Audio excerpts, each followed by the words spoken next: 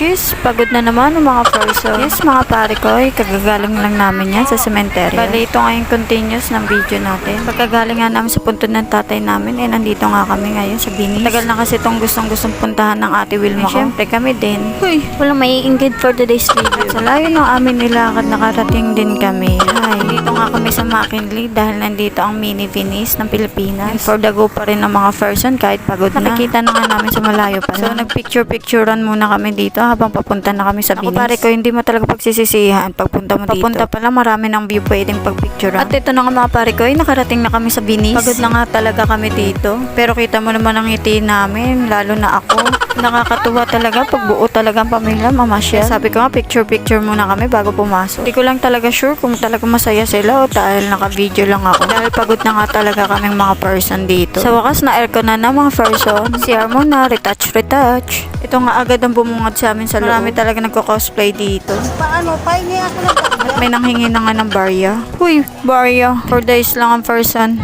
Nakakatuwa si nanay, magpa-picture, pogi daw siya. Angas lang ng mga ganito no. Dati kay Jollibee lang ako nakahanga, pero pag may ganoon talaga nakakahanga. Nalobat na nga pala dyan yung cellphone ko, kaya naasa na lang ako sa mga video ng mga pamangkin ko.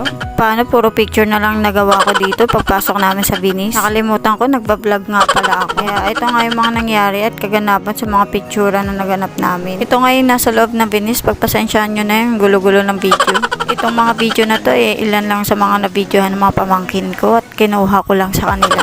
At palubat na talaga kasi ang cellphone ko na ito, kaya na lang mag-picture. Sa dami ng pinakitang restaurant dito, wala kaming kinainan dyan kung hindi sa Mang Inasal. Parating din ang panahon, ma-afford na rin namin kumain sa mga ganong restaurant. Uy, walang mga ngarap for today's video. Ganda talaga dito sa Venice Grand Canal. Parang nasa ibang bansa ka, kung titignan mo talaga. Kung marunong lang ang lumangoy, kanina pa ako lumalangoy dyan. Buti na lang din, hindi. And picture ulit, more picture lang talaga. Wala masyadong na-videohan. Pero yung experience talaga napakaganda. Solid. Dahil Halloween, may mga nagko-cosplay din ng mga pang Halloween. Sino ka dyan? O diba? Picture lang kami kahit saang mapunta. Jump shot talaga yan, pero naging horror movie. And matangkat na nga talaga sa akin si Onis at nag-jump shot ulit kami. Family picture again. Tapad na pagbibinis mo, Wilma. Tagumpay, pero laki na ng gastos. Happy lang talaga. At di pa nga nagpaawat, nagpa-picture pa nga sa malaking bintana dito, mga ate at nanay ko, no? Hindi namin nakita si Iron Man, pero itong kalaban ni Iron Man nandito pa. Grabing gutom na nga namin dito at kumain na kami sa mga inasal. Kahit gutom na nga mga person, todo post pa rin. No? Pagkatapos namin kumain, libot ulit kami at ayun na.